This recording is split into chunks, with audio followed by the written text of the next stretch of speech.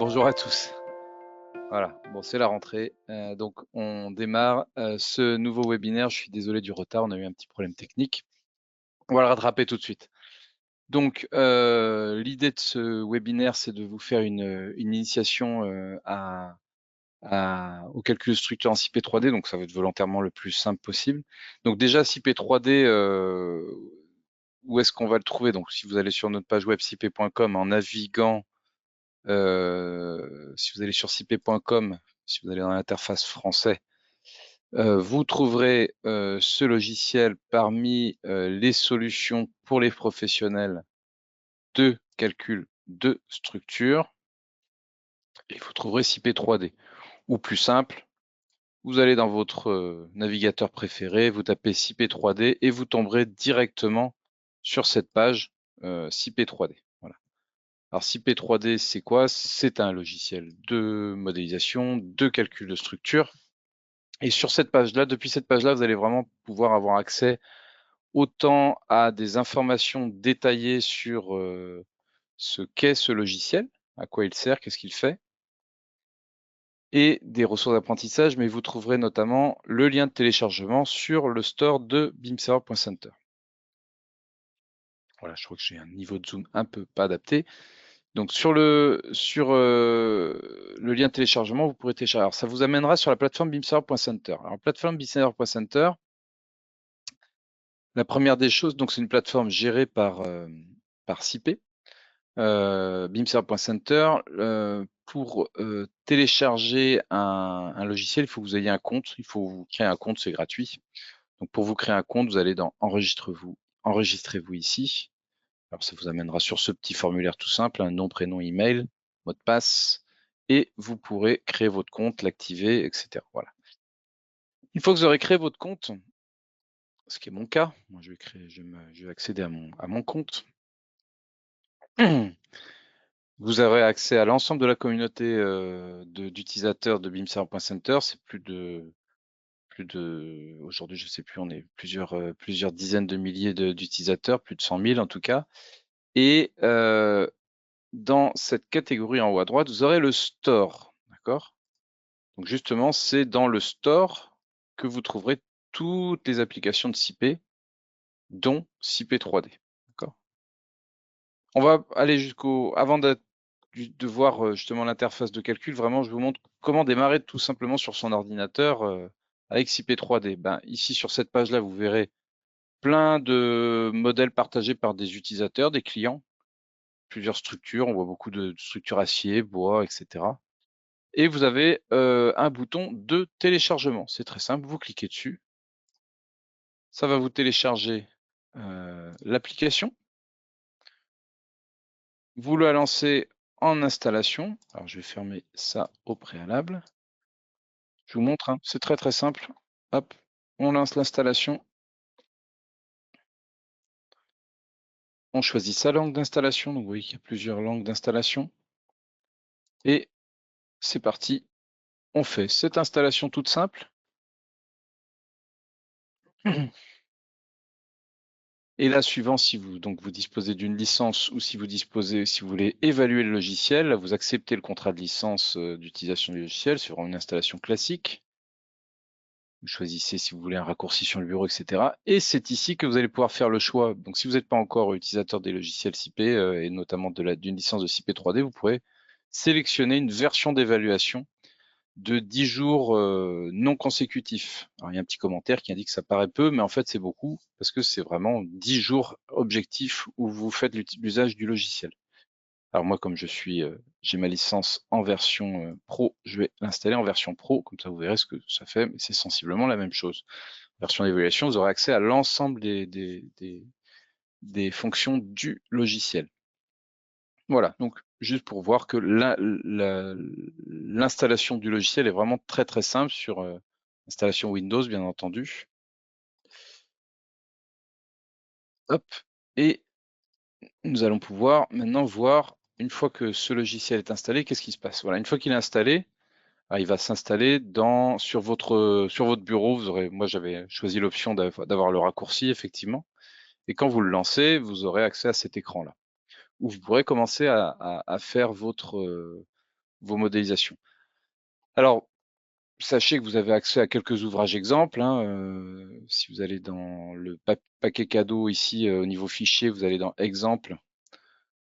Vous pourrez voir, par exemple, qu'est-ce qu'on va voir? On va voir, par exemple, un exemple de hangar mitoyen. Voilà, de hangar. Voilà, par exemple, un ouvrage exemple que vous pourrez consulter ici. OK? Alors, sachez que quelque chose qui est intéressant parmi les logiciels CP, c'est pas tous les outils qui le permettent. Vous pouvez faire du multi-session, c'est-à-dire que vous pouvez avoir un ouvrage en cours d'étude sur CP 3D, et si je réduis, par exemple, ma fenêtre, je peux lancer une autre session de CP 3D. Je peux avoir plusieurs, si on a un ordinateur qui tourne bien, on peut avoir plusieurs structures qui tournent sur le même PC. Par exemple, je vais ouvrir cet autre ouvrage exemple qui s'appelle Coupole en aluminium. Je peux aussi ouvrir, par exemple, qu'est-ce que je vais avoir d'autre? Tiens, j'ai une centrale à béton. Et je vais ouvrir encore une autre session. Vous voyez, sur un même ordinateur, j'ai aucun problème à ouvrir plusieurs sessions du logiciel. Voilà, une structure de support pour panneaux solaires qui est plutôt en aluminium, celle-ci. Voilà. Et hop, hop, hop. Voilà, donc quelques ouvrages exemples faits dans le logiciel. D'accord? Donc vous avez déjà à l'installation plusieurs ouvrages exemples. Alors, dans ce webinaire, ce que je vous propose, c'est, voilà, je vous ai montré comment très simplement installer le logiciel, et on va faire un exemple très simple pour voir que la prise en main initiale de CP3D, c'est quand même assez simple. C'est un logiciel qui se caractérise par cela d'ailleurs, vraiment, je trouve simple de prise en main, rapide, ergonomique, et puis qui a des rendus professionnels. Donc, sur une des sessions, c'est pas grave sur les autres, je vais m'agrandir, me mettre en plein écran. Ok, je suis vraiment désolé, je vous ai fait perdre beaucoup de temps à tous. Eh bien, écoutez, on va revoir tout ça depuis le début. Donc, on va recommencer, c'est pas très grave. Excusez-moi pour le problème technique. Et maintenant, je vous suis du coin de l'œil pour vos questions, et j'en profite pour vous inviter à poser votre question à tout moment dans la présentation. Donc, on va travailler sur ce webinaire sur l'initiation au calcul de structure avec CP3D. Donc, le but du jeu, c'est un webinaire plutôt de découverte, peut-être pour des gens qui sont pas encore qui connaissent pas encore CP3D, mais s'il y a peut-être des utilisateurs, des clients qui vont découvrir des choses, même si on va être volontairement, on va vraiment expliquer les bases. Donc, si vous allez sur cp.com, alors est-ce que vous voyez bien mon écran? Je vais vous demander de me confirmer ça.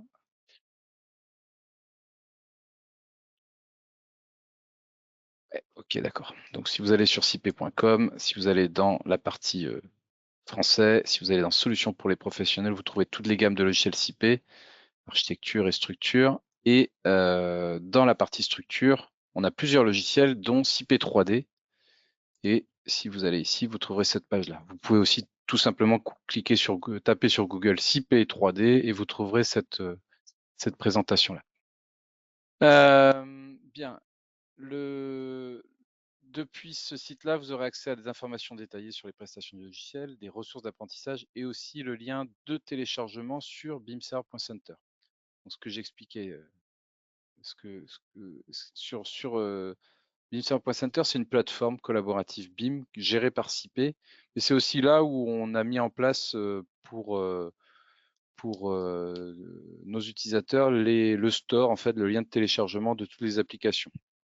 Alors, il faudra que vous ayez un compte bimserve.center pour pouvoir télécharger le logiciel. C'est très simple, vous verrez. Alors moi j'ai mon compte d'activé, mais vous aurez à créer votre compte avec nom, prénom, email. C'est gratuit, et à partir de là, vous pourrez effectivement télécharger le logiciel depuis le site. D'accord?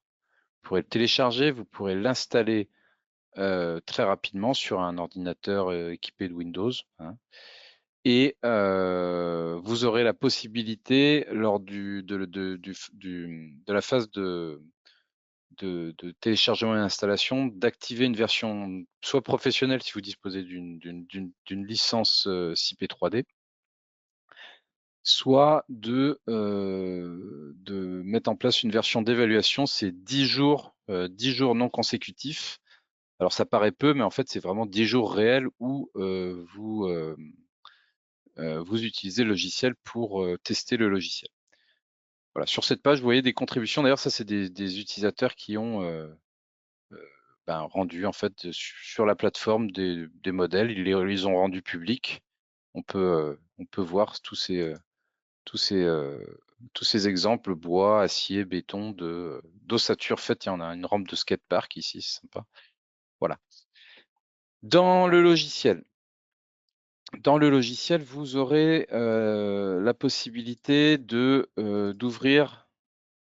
Alors, on va voir ce qui se passe quand on installe. À la fin de l'installation, vous aurez CP3D sur votre bureau et vous pourrez le lancer.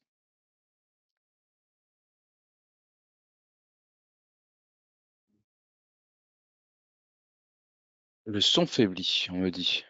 Alors ça, c'est étonnant. Le son faiblit. Et vous voyez bien mon écran, n'est-ce pas?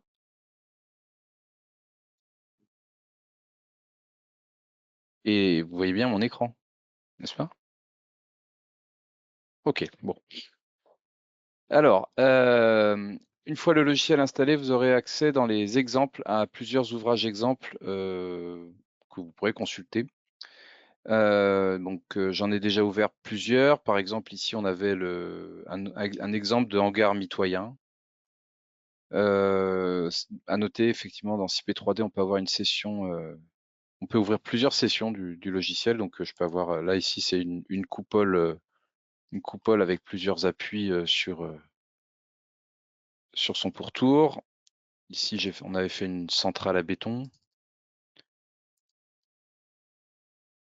Là, on peut avoir, comme on le voit ici, plusieurs fenêtres de travail pour un même ouvrage. Ici, par exemple, c'est un autre ouvrage, ce sont des supports de panneaux solaires. Voilà. Je pourrais activer son rendu 3D. Voilà.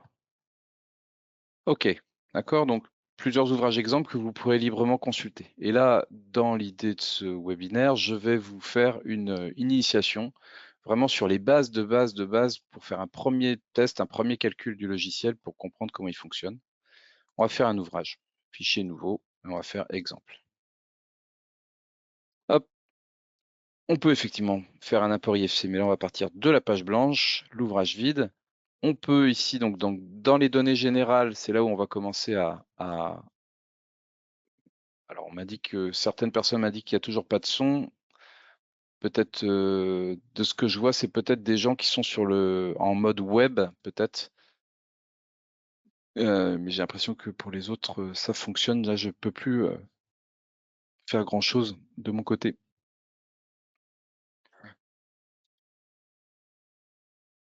Ceux qui n'ont pas de son, passer en mode non web, apparemment, qui bloque. Les autres entendent. Désolé.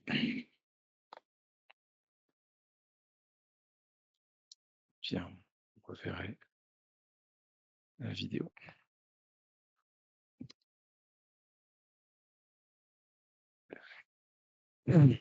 Donc,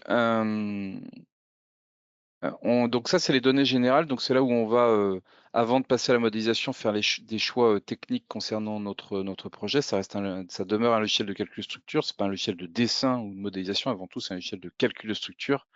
On va faire le choix de la norme de travail, le choix des catégories d'utilisation suivant le type de norme. Là, sur les Eurocodes, effectivement, il faut qu'on choisisse une catégorie d'utilisation. Imaginons qu'on va faire un ouvrage exemple qui serait un petit portique support d'une terrasse.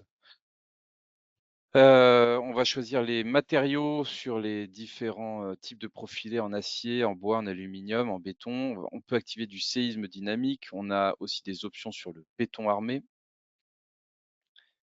et on va pouvoir faire des choix aussi sur les actions.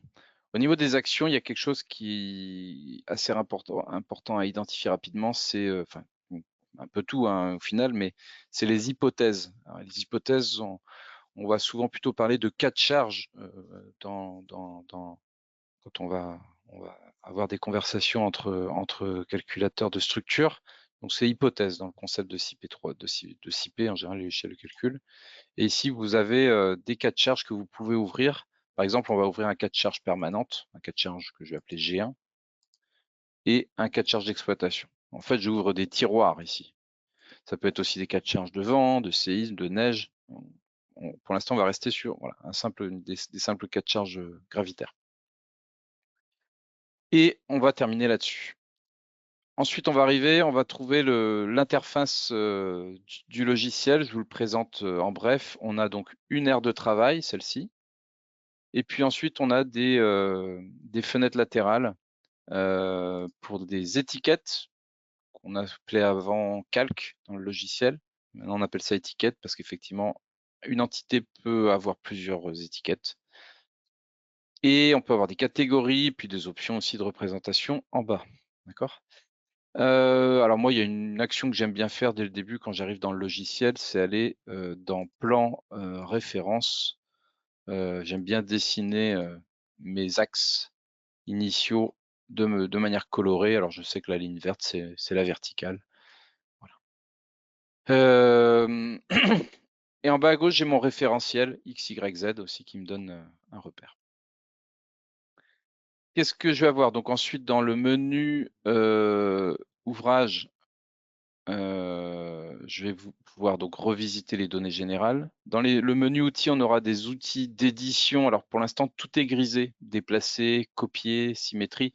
Tant que j'ai pas créé d'objet, de mur, de barres, de poutres, bah, je peux pas les copier.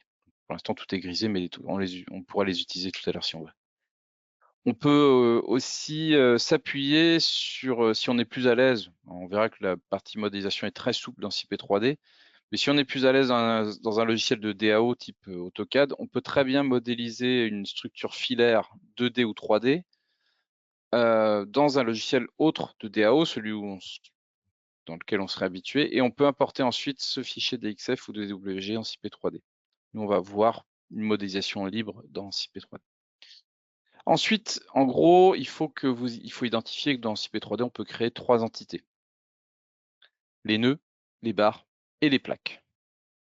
Dans les 3 cas, quand on va être dans la modélisation graphique, dans cette interface d'aire de travail, on va pouvoir s'appuyer sur un jeu d'accrochage aux objets, qu'on retrouve un peu de manière courante dans tous les logiciels de dessin d'ailleurs. Carré pour l'extrémité, triangle pour point milieu, croix pour intersection. On peut aussi activer des lignes de repérage par rapport à d'autres nœuds, etc. Voilà. Donc voilà, vous pourrez voir ça. Donc je vous propose qu'on fasse un petit portique vraiment très simple. Ce sera un poteau, une poutre avec un porte-à-faux qui supporte une terrasse qui va être créée contre un bâtiment. Donc on peut partir directement à modéliser les barres. On n'est pas obligé de commencer par les nœuds parce qu'en fait, en créant des barres, en créant une barre, forcément, du point A au point B, ça va créer un nœud au point A et un nœud au point B. Donc, on peut directement aller dans menu barre nouvelle. Dans menu barre nouvelle, vous aurez la possibilité de choisir le type de profilé. Le type de profilé, par défaut, c'est une série en acier laminé de type double T, série IPE, et le premier profilé, c'est l'IPE 80. Et bien entendu, vous pouvez faire du UPE, vous pouvez faire du UPN, vous pouvez faire du profilé en T, de la cornière. Ça, c'est dans les aciers laminés. Vous aurez aussi les aciers reconstitués soudés. Et là, on va trouver du tube, on va avoir de la section variable, on va pouvoir combiner avec une dalle en béton, etc., etc. On va aussi avoir des profilés en acier formés à froid. avec toujours des bibliothèques associées qu'on peut alimenter, du profilé en bois, du profilé alu, en section spéciale, etc.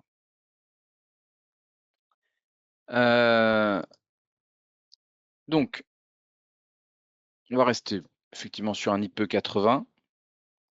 Tac, je ne vais pas activer, mais on peut activer une situation d'incendie. Donc, si vous testez le logiciel, vous pourrez voir que vous pouvez activer une résistance au profilé avec une tenue au feu exigée. On va rester simple. Tac. Et là, vous allez pouvoir, dans l'interface, alors vous pouvez faire une saisie par coordonnées, mais c'est quelque chose d'agréable dans CP3D, c'est la saisie graphique. Et avec l'assistance par cotation, donc par exemple, je pars dans cette direction, dans le sens vertical Z, je vais créer un poteau, par exemple de 4 mètres. Voilà, ça me crée ce poteau. Je vais créer par exemple aussi ma poutre, pareil, 4 mètres. Et puis admettons qu'on a un porte-à-faux ici d'1,50 m. D'accord, donc je viens de créer 3 barres. Et en créant les barres, ça m'a créé également les nœuds. D'ailleurs, si on s'approche d'une barre, on voit que les barres dans CP3D, elles ne sont pas numérotées. Elles sont en référence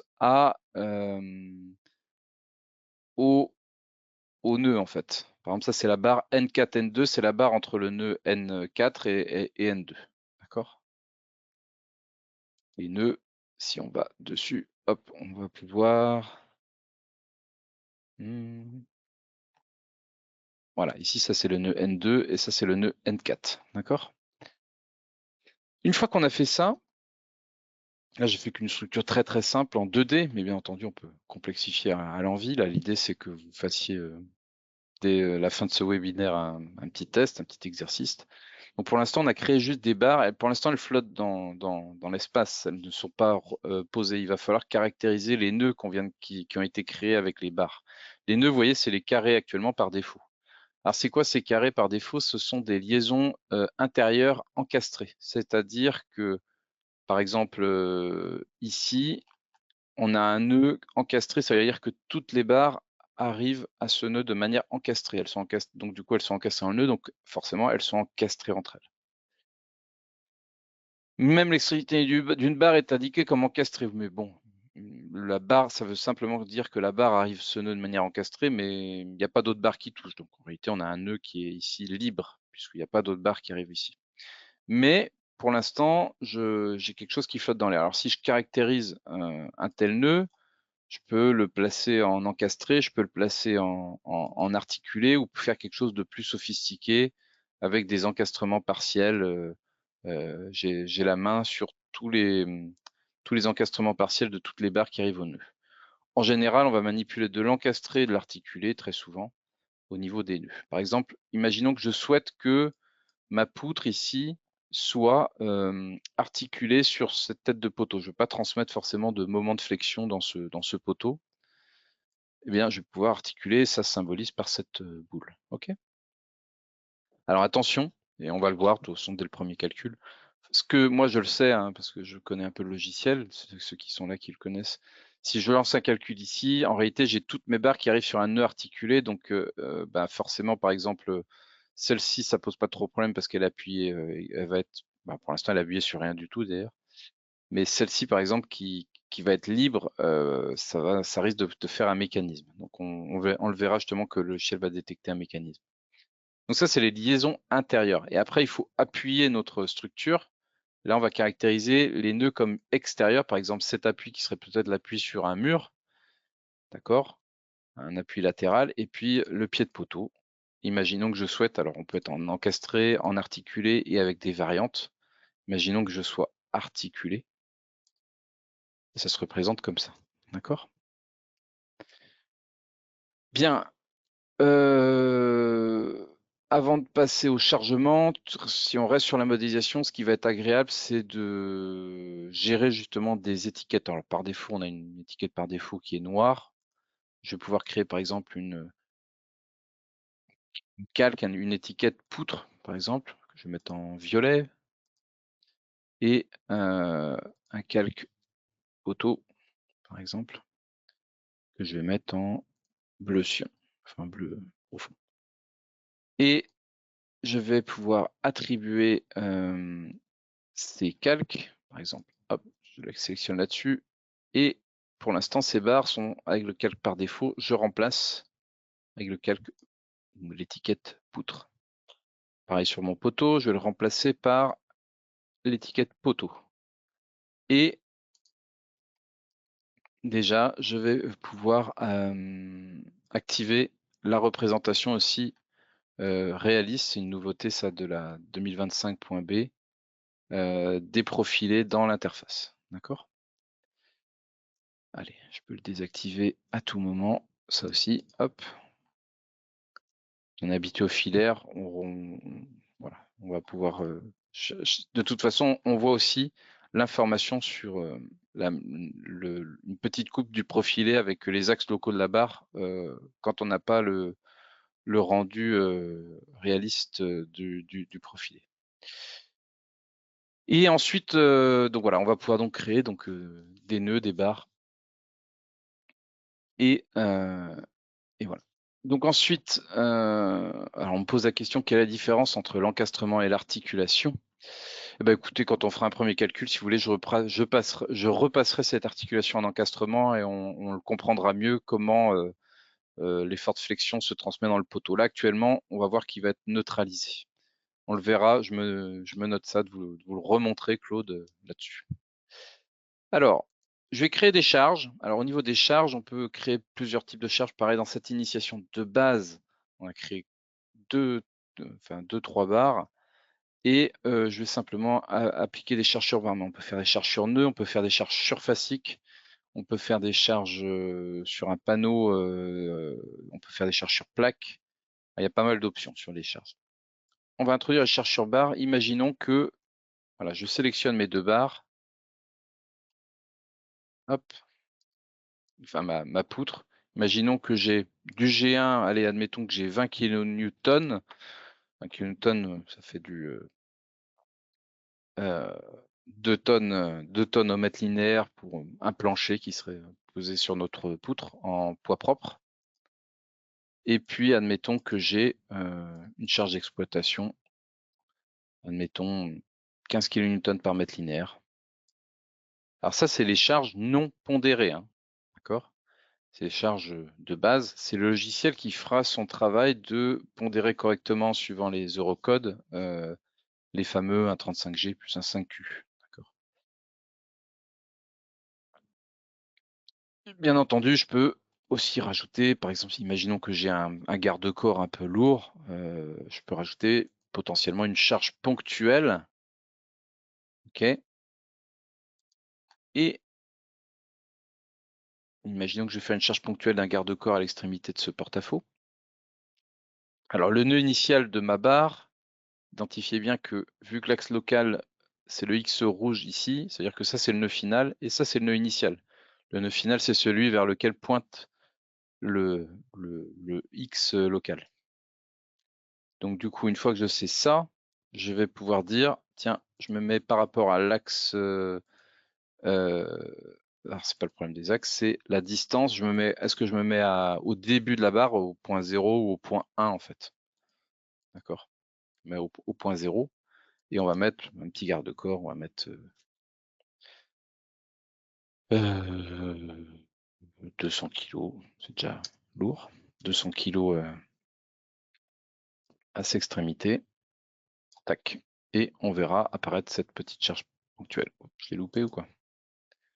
Éditer charge sur barre, je peux l'éditer graphiquement. Voilà, 2. Tac. Si je l'avais réussi, c'est juste que j'en avais fait en double. Donc quand je vais en effacer une, c'est graphique, vous voyez, hop, j'efface. Bien, donc là j'ai modélisé des barres. J'ai appuyé, c'est-à-dire que j'ai créé des liaisons à minima extérieures. Sans ça, pas de calcul possible. J'ai chargé et je peux lancer un calcul. Je lance un calcul les contraintes et formations. Alors au moment du calcul, c'est là où le logiciel va nous proposer en fait des options. Est-ce que vous souhaitez simplement vérifier, autrement dit, vous avez chargé une structure, vous avez vu que j'ai mis que des IPE 80, ou est-ce que vous souhaitez dimensionner? Alors dimensionner, ça veut dire, vous avez choisi une série de profilés IPE mais peut-être que l'IPE 80 fonctionne pas. Est-ce que vous voulez qu'on passe à l'IPE qui va être suffisant? Donc moi, je vais rester sur vérification. C'est-à-dire, je veux garder mes IPE 80, voir si ça passe ou pas. Ça, je ne vais pas m'étaler là-dessus, mais c'est un message tout de même important qui a trait au flambement et au déversement, mais on ne va pas s'attarder là-dessus dans cette initiation. Alors, comme je vous le prédisais tout à l'heure, il m'a détecté un mécanisme. Donc déjà, ça va être une première réponse pour Claude. La différence entre un encastrement et une articulation, ben là, il me dit l'erreur se trouve au point de coordonnées x, y, x0, y0, z4. Il y a une des barres qui n'est pas correctement liée et qui n'est pas stable. Ah oui, on imagine bien que ici, j'ai 3 barres totalement autonomes en réalité pour lui. Il ne le sait pas que ici, c'est la même barre avec une continuité d'effort. Quand on voit des traits fins comme ça, les 3 IPE80 sont en traits fins. Et en réalité, c'est comme si c'était 3 barres indépendantes. Donc forcément, cet IPE80 est chargé. Ici, on est articulé, il s'effondre. Donc il y a un mécanisme. Il faut rendre ça hyper statique. Plusieurs façons de faire, soit encastrer, mais du coup, on va encastrer, si je crée mon nœud comme encastré, je vais encastrer toutes les barres entre elles. Et c'est peut-être pas ce que je veux que ma poutre soit filante, mais s'appuie de manière articulée sur mon poteau. Alors, en réalité, ce que je veux faire, je veux indiquer au logiciel que ces 2 segments de barre, en réalité, c'est la même barre ou la même pièce dans le logiciel. Et donc là, dans le logiciel, il y a un outil qui s'appelle créer pièce. Je dis en fait de ce nœud-là à ce nœud-là, je te confirme que c'est une pièce. Et ça se modélise ainsi dans le logiciel. C'est une barre en traits gras, mais dont les extrémités sont en traits fins. Et là, on comprend très bien que là, tout d'un coup, pour le logiciel, on est passé d'avoir 3 barres à 2 en réalité. Enfin, 2 pièces. Une pièce qui est la poutre, une pièce qui est le poteau, mais qui est lui seul entre 2 nœuds, quoi. D'accord? Là, qu'est-ce que ça va permettre? D'avoir une continuité, en réalité un encastrement entre les 2 segments de barre, mais on sera bien articulé sur notre poteau. Ok? Donc là, si je relance un calcul, normalement, j'ai plus de mécanisme. Oui, c'est un calculé. Claude, déjà, ça c'est un premier point peut-être de compréhension sur ce sujet-là. Ensuite, on va pouvoir consulter du coup les résultats. Alors, un des premiers résultats que vous allez pouvoir consulter, c'est le check, vous voyez, vert, croix rouge, vérifier éléments. Est-ce que les barres sont bonnes ou pas? Voilà. Ben là, elles sont toutes en rouge. Il me dit ça, là, c'est pas possible de réaliser la vérification. L'effort tranchant est excessif, il épuise la section. Là, on a un taux de travail à 1889%. Il faut être en dessous de 100%. Et grâce à cet outil-là, vous allez pouvoir voir, mais là, c'est parce qu'on a fait un calcul en vérification. Vous allez pouvoir voir qu'a priori, il a un IPE 80, ça passe pas, mais un IPE 220, ça passerait. Dans la série, il a déjà analysé lequel serait le plus profilé, le plus favorable. D'accord? Pareil sur la poutre. Ici, a priori, c'est le 240 qui passe. Alors, je peux passer manuellement à ce nouveau profilé, donc il devient vert. D'accord? Celui-ci reste rouge. Ou je pouvais depuis le début, mais ça c'est bien pour des structures simples. À la prise en main, vous verrez que c'est très intéressant de travailler avec la vérification. Et là, sur une telle structure, effectivement, j'ai aucun problème à lui demander un dimensionnement optimal. C'est quoi un dimensionnement optimal? C'est il calcule, il voit que ça passe pas, c'était rouge, les IPE 80, et il cherche et il applique de lui-même automatiquement le meilleur profilé dans la série des IPE. Donc on va le voir faire. Donc il va faire plusieurs itérations. Il teste l'IPE 80 et puis il va monter jusqu'à un profilé. Il trouve du 240 en haut, du 220 en bas. Et encore une fois, je peux faire un rendu réaliste de la géométrie de mes profilés. Alors par contre, si j'avais souhaité qu'il switch de l'IPE à du HEA, à une autre série de profilés ou à un tube, par contre, il faut changer de série de profilés. Donc ça, il faut l'indiquer au logiciel. Il faut aller dans la partie barre d'écrire. Et il faut lui dire, en fait, ne cherche pas dans la série IPE, cherche-moi ça dans la série HEA. Tu peux commencer par le premier, le HEA de 100. Donc je me mets sur le HEA de 100. Hop. Et je lui redemande de calculer avec cette nouvelle prise en compte que je souhaite pas un poteau en IPE, mais un poteau plutôt HEA, mais je ne sais pas lequel. Je lui redemande un dimensionnement optimal. Je lance un dimensionnement. Et il est passé à du HEA 120. OK? Alors, avant de se dire, OK, c'est la bonne solution, tac, je rends ma copie, bah, il faut aussi voir qu'il y a plein d'outils d'analyse dans CP3D sur une structure aussi simple que celle-ci. On va pouvoir consulter les déplacements, les réactions. Alors, par exemple, les réactions d'appui. Réaction d'appui, on a deux appuis, en fait. On a deux liaisons extérieures. Et par exemple, sur ce pied de poteau, ben là, je vois que j'ai une réaction essentiellement RZ, donc une descente de charge, si on peut l'appeler comme ça, une réaction d'appui sur Z. Et là, je suis sur l'hypothèse simple, le cas de charge seul, poids propre, donc c'est que le poids des profilés. Si je suis sur le cas de charge G1, j'ai 78 kN. Si je suis sur le cas de charge U1, j'ai 56 kN. Si je voulais connaître, mais de toute façon dans le logiciel aussi, il y a un calcul de fondation qui est fait, mais imaginons qu'on veut à côté calculer les fondations, obtenir savoir quelle est la contrainte de sol qui est appliquée sur le terrain. Là, par contre, ce qui va m'intéresser, c'est de voir les combinaisons de charges associées à une contrainte de terrain. Donc là, on va voir, ici, on était sur les hypothèses simples, on va pouvoir accéder aux aciers, au béton, contraintes sur le terrain, par exemple. Contraintes sur le terrain, là, le logiciel, il a fait les différentes combinaisons. Alors là, il n'y en a pas beaucoup. Il y a juste poids propre, donc PP poids propre plus G1, c'est charge permanente et poids propre de la structure, et poids propre plus G1 plus 1,3, la charge d'exploitation, Q1. Donc là, c'est 154 kN qui est appliqué de manière majorée au sens des eurocodes pour le calcul de la contrainte sur le terrain. Donc à partir de là, on peut en déduire, on peut commencer à faire des calculs, par exemple, de fondation. Si par exemple ici, par contre, ce que je souhaite savoir, c'est, imaginons, je me repose sur une poutre en béton armé et je veux connaître d'autres, c'est pas sur le terrain que je veux connaître les choses. Alors, je vais pouvoir visualiser, par exemple, sur le béton, voilà, une contrainte ELU sur le béton RZ 84 764 kN. D'accord? Voilà, donc on a les réactions d'appui, mais de toute façon, on verra que dans le rapport, on a toutes les réactions par cas de charge. C'est ce qui sert, si on doit communiquer à quelqu'un, notre descente de charge, nos réactions d'appui par cas de charge. Au niveau de diagrammes qu'on peut lire, c'est dans le menu calcul effort. Là, vous allez avoir la possibilité de voir des diagrammes ou des courbes enveloppes. Alors, c'est quoi la différence? Par exemple, diagramme. Si je veux regarder uniquement pour les barres sur notre poutre, en fait, en IPE 240, quel est le moment de flexion?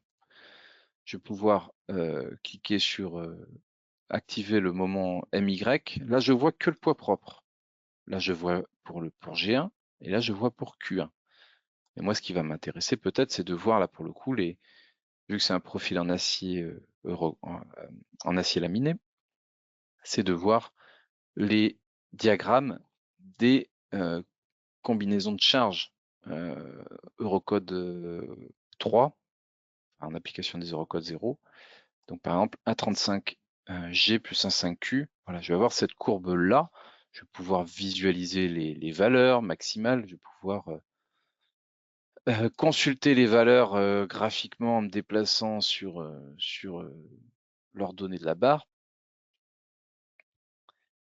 Et je vais pouvoir faire de même sur l'effort tranchant. Alors là, c'est le VZ qui va m'intéresser.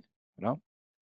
Donc là, par exemple, ce qu'on peut constater, Claude, qui m'a posé la question entre encastrement et articulation, c'est que si je regarde le moment de flexion, j'ai un fort moment sur appui, enfin, j'ai un moment sur appui qui se développe ici, parce que j'ai un porte-à-faux, mais je n'en ai aucun dans le poteau.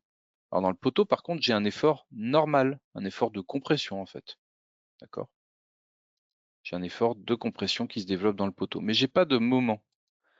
Bah, pourquoi? Parce que effectivement, j'ai une barre qui file sur un nœud articulé, donc j'ai pas de moment sur mon poteau.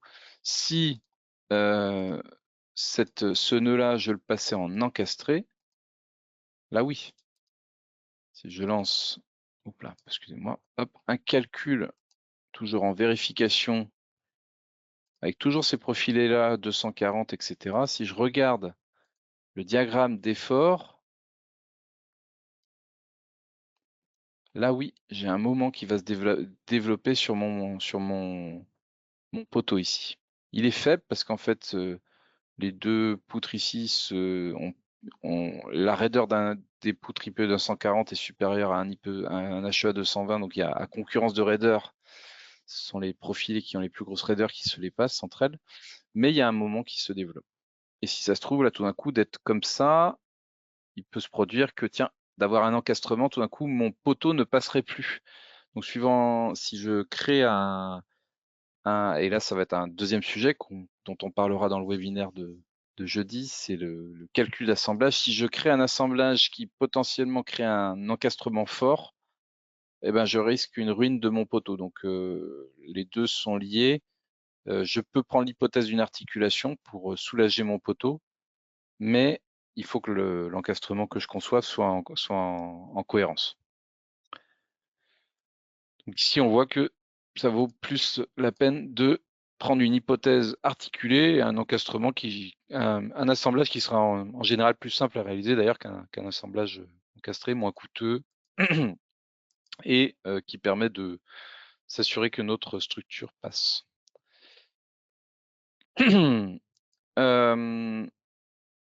Alors ça, c'était juste pour terminer sur la fonctionnalité de diagramme effort, on était sur les diagrammes. Mais si on et là, je vois donc le diagramme pour cette poutre-là sur le moment de flexion pour la combinaison 1,35P poids propre plus 1,35G plus 1,5Q1.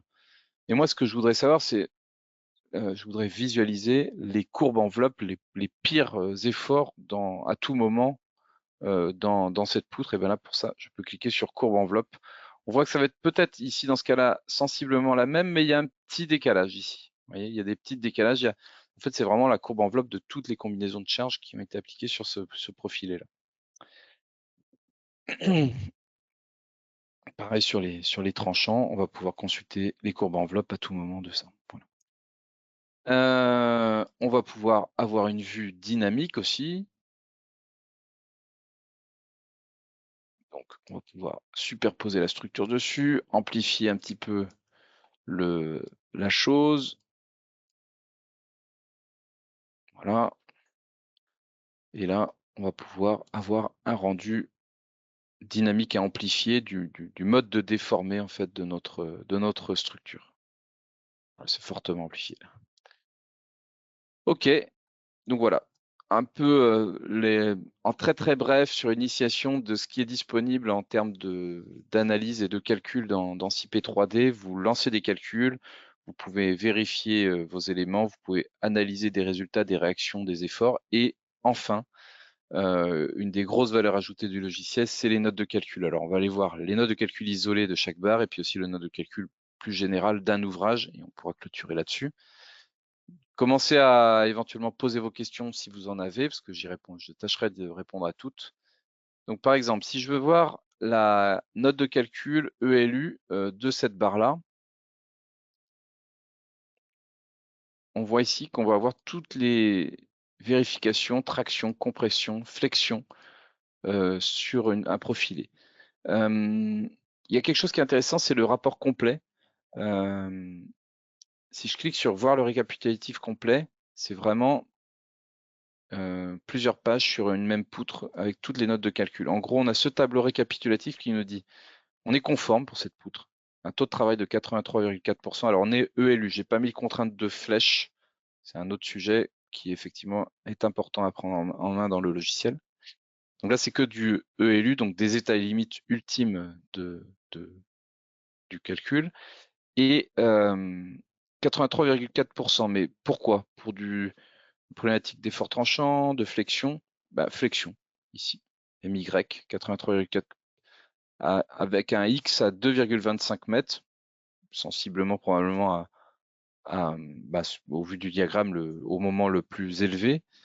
Et vous trouverez ici la note de calcul qui vous indique que c'est ah non, pardon, c'est au droit du nœud N2, donc c'est le moment sur appui qui a été le plus dimensionnant à 83,4%. pour la combinaison d'actions, un 35G plus un 5Q. Voilà.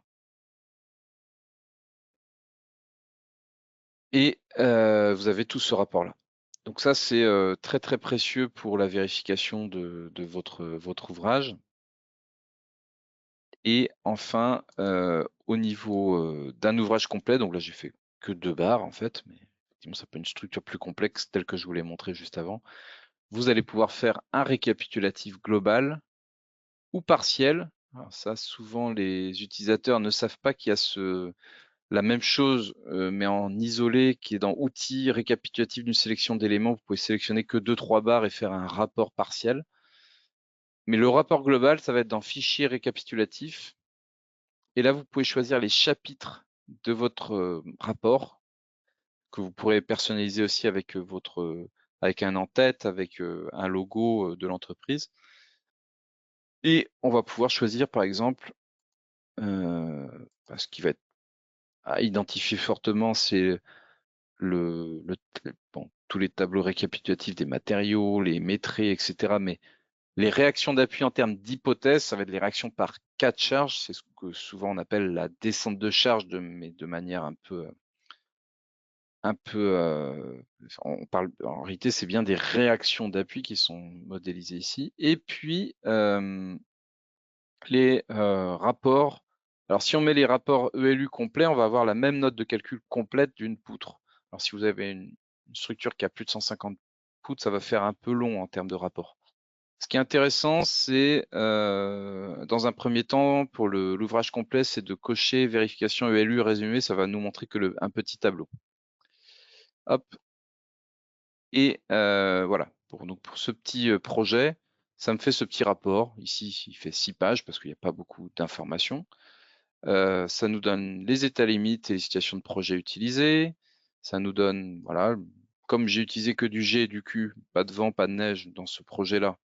Et ce sera le sujet justement demain du webinaire avec l'outil Portal Frame Generator où on verra comment générer automatiquement les charges de neige et de vent. Je vous mettrai le lien à la fin de la présentation. N'hésitez pas à nous le demander si vous n'êtes pas inscrit encore. Donc là, j'ai fait que du charge gravitaire, donc j'aurai que du coefficient 1, 1,35, 0 ou 1,5 en coefficient de majoration de mes actions telles que je les ai modélisées. Une description géométrique des nœuds et les types de matériaux utilisés, la description, un métré.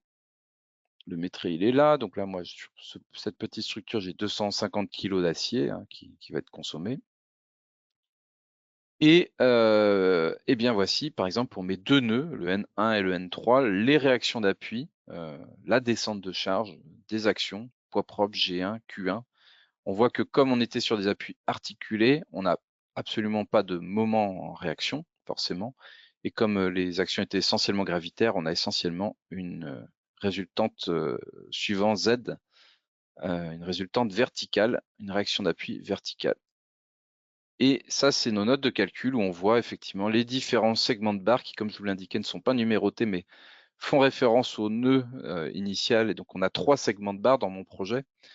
N1, N2, N4, N2, N2, N3, et chacune est en dessous de 100% en termes ELU, donc on est OK.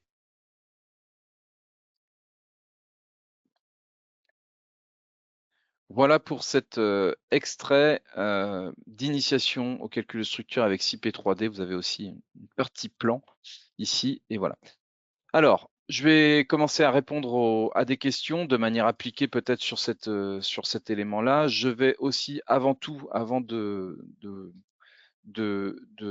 je vais vous inviter, si je n'arrive pas à répondre à toutes les questions, à de toute façon nous les indiquer sur support.france@cip.com. Alors, n'hésitez pas donc c'est CIP France qui organise ce webinaire. Je sais que vous êtes de beaucoup de pays. N'hésitez pas à nous écrire à support.france@cip.com. On vous répondra à ces questions-là. Sinon, je vais vous mettre aussi le lien de la page de support. Donc, si vous allez dans, comment dire, dans contact service après-vente chez nous, vous trouverez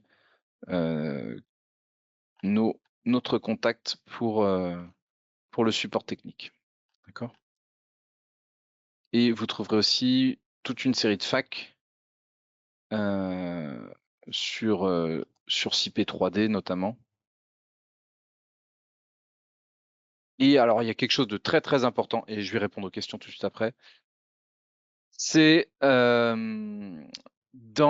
sur la page web de CP 3D elle-même, c'est les ressources d'apprentissage. Et là, pour les primo-utilisateurs de CP 3D, vous avez accès à plein de vidéos, et je pense que ce propre webinaire, une fois qu'on aura nettoyé la vidéo, sera disponible ici. Mais surtout, vous avez un guide de démarrage rapide. Et alors là, je ne saurais que vous recommander de l'utiliser. Vous avez, comme vous le voyez ici, plus de 60 leçons, enfin plus de 60 leçons en tout, qui vous permettent vraiment de prendre en main l'outil de manière optimale. Voilà.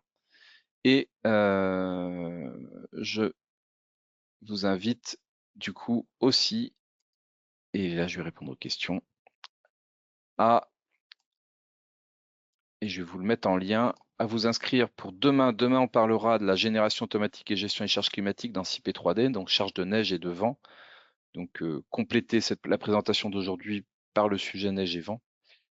Et c'est donc vendredi, on sera sur la partie conception d'assemblage acier, bois, béton avec CP Connect, mais c'est à la suite de CP 3D. On verra comment ça fonctionne. Je vais vous le mettre en lien également dans le chat.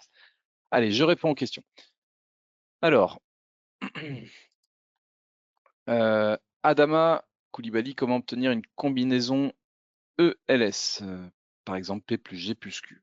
Eh bien, en termes de résultats, comme on l'a vu, tout dépend si vous voulez voir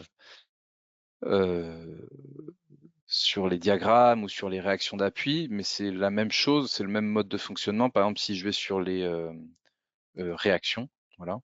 Réaction, si je voudrais voir alors, tout dépend de ce qu'on entend par combinaison ELS, parce qu'il y a les combinaisons ELS pour le terrain et pour le béton, pour l'acier, c'est pas forcément les mêmes coefficients de majoration. On l'a vu sur le terrain, ça peut être du 1,3 Q. Mais par exemple, on va avoir dans les jeux de combinaison, ce qui est classé comme déplacement, vous pourrez voir ici les résultats, où je peux voir aussi ouais, ça va être en déplacement que je vais pouvoir voir du PP plus G plus Q par exemple. Parce que c'est effectivement les combinaisons fondamentales. D'ailleurs, j'en ai pas parlé, mais effectivement, on peut appliquer une flèche limite, et là, probablement que ma poutre n'est pas suffisante. Par exemple, imaginons que cette flèche, la flèche maximale de mon profilé soit elle sur 300 par exemple. Et je vais peut-être trouver... Non, j'ai un taux de travail de flèche avec mon IPE 240 qui est OK à 74% ici, par exemple. On me demande, dans la note de calcul, n'apparaît pas le récapitulatif des charges appliquées.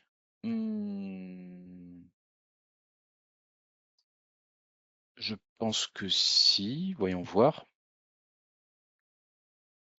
Vous avez charge, alors si j'enlève tous les chapitres, hein, d'accord, pour simplifier, charge, barre, et j'aurai normalement, voilà, vous voyez, on a bien, mais il faut choisir le chapitre en fait de le générer. Donc vous voyez, j'aurais bien pour chaque barre, référencée par ces nœuds, le type de charge et la valeur indiquée dans ce rapport-là. Après, c'est peut-être plus intéressant ça c'est un tableau, c'est pas très facile à lire comme ça, c'est peut-être plus intéressant de faire des sorties graphiques de cette information-là, notamment par exemple, vous pouvez faire des choses comme ça, vous pouvez faire une capture d'écran du rendu. Alors, par exemple, si on avait à faire ça, moi je le ferais ainsi. Hop, j'ai enlevé mes grilles de lecture. Faire charge hypothèse vue. Voilà. Peut-être que du coup mon 2 il est trop petit, je peux renforcer un peu son échelle. Donc charge ponctuelle, je vais lui mettre un coef 2 en rendu. Voilà, peut-être que je préfère être sur un fond noir. Voilà. Et en fait, à tout moment, souvent dans l'échelle CP, vous avez ce petit bouton imprimer. Vous pouvez faire un DXF de la vue actuelle, mais vous pouvez faire aussi un JPEG. Et donc, par exemple, là, si je fais un JPEG de ce qu'on voit là à l'écran, hop, je fais une espèce de capture d'écran, ça me fait une image. Et cette image, éventuellement, je peux la copier-coller, l'insérer dans mon rapport. On me demande où peut-on retrouver cette présentation? Bah, ce sera justement sur CP3D sur notre page cp.com dans la galerie de présentation, mais n'hésitez pas à nous écrire si vous avez du mal à la retrouver ensuite. Comment vérifier ou changer les paramètres de flambement et de renversement des barres? Alors, de déversement, sans doute, vous voulez parler. Ça se passe dans ce menu bar. Donc dans le menu bar, on a exploré quelques fonctionnalités. Dans le guide de démarrage rapide avec toutes les leçons, les 60 leçons, on vous en parle de tout ça. Et c'est notamment ici que vous allez pouvoir paramétrer le flambement et le déversement des barres. D'accord? Je fais un bref passage. C'est un peu technique ici. Effectivement, par exemple, par défaut, là, mes barres étaient avec un coefficient de flambement de 1, ce qui est alors qui est adapté pour mon poteau parce qu'on voit qu'il est articulé en tête et en pied. Mais c'est effectivement quelque chose qui est à travailler. Un des avantages, mais là bien entendu, aujourd'hui je ne pouvais pas vous le montrer, c'est que CP3D est en capacité, depuis peu, hein, depuis l'automne dernier, de faire une analyse de flambement, ce qui vous permet de déterminer automatiquement et d'appliquer automatiquement aux barres les bons coefficients de flambement sans que vous ayez à les estimer, on va dire, au doigt mouillé, ce qui se produisait avant dans notre outil, ce qui se produit dans la plupart des outils. CP3D est le premier logiciel aujourd'hui à avoir la capacité d'évaluer ces coefficients de flambement et de les appliquer automatiquement à la structure. C'est assez intéressant. Il y a plusieurs intégrations qui ont été faites du calcul non linéaire qui permettent de faire ça, et notamment les barres en traction aussi.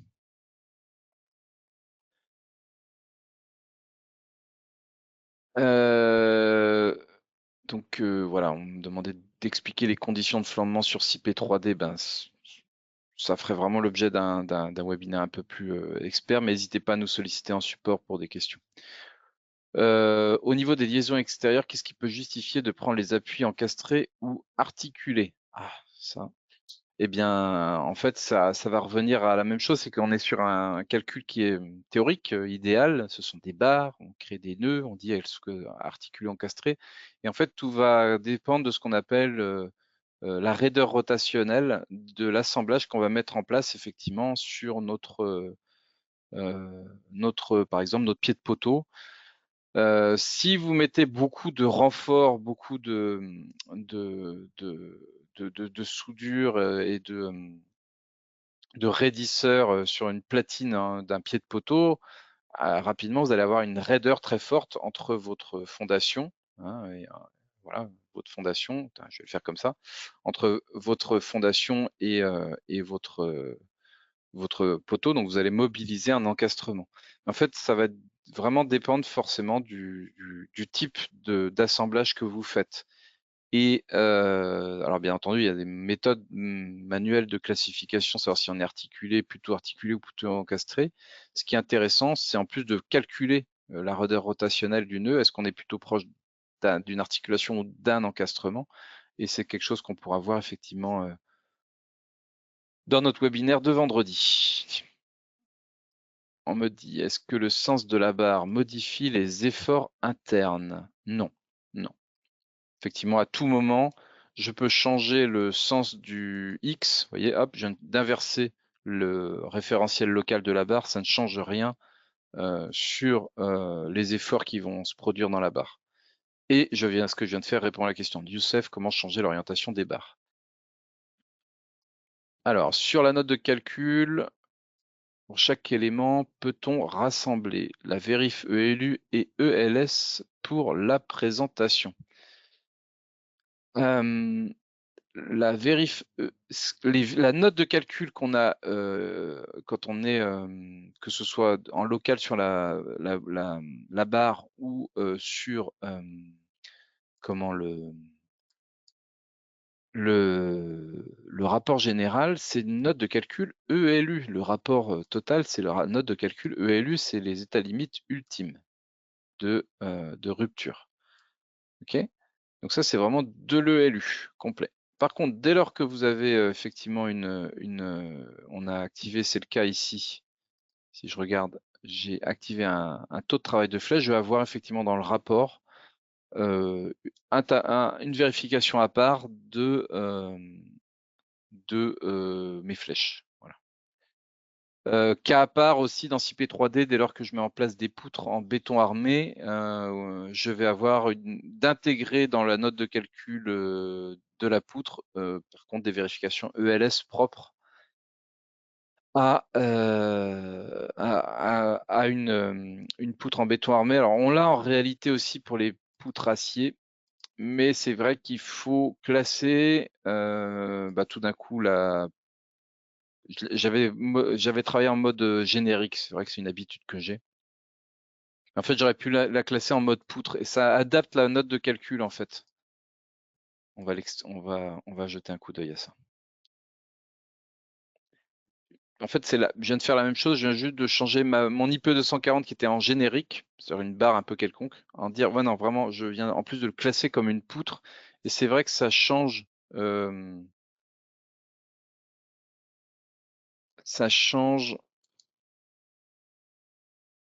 petit peu la façon de présenter le, le logiciel. Alors, hop, faut que je crée un groupe de flèches.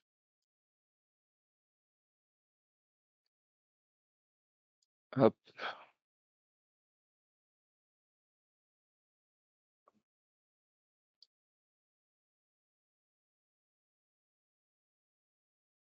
Ouais, et là, tout d'un coup, c'est bien c'est ça, effectivement. Quand on raisonne comme ça, là, il va vous indiquer effectivement les vérifications de flèches en plus des vérifications ELU,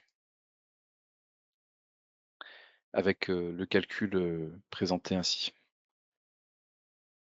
Comment mettre en place des charges de température? Des charges de température, c'est on fait introduire charge sur barre et ici vous pouvez sur une barre appliquer un delta T. Alors soit sur un delta T uniforme en supérieur et inférieur, soit un delta T face supérieure, face inférieure.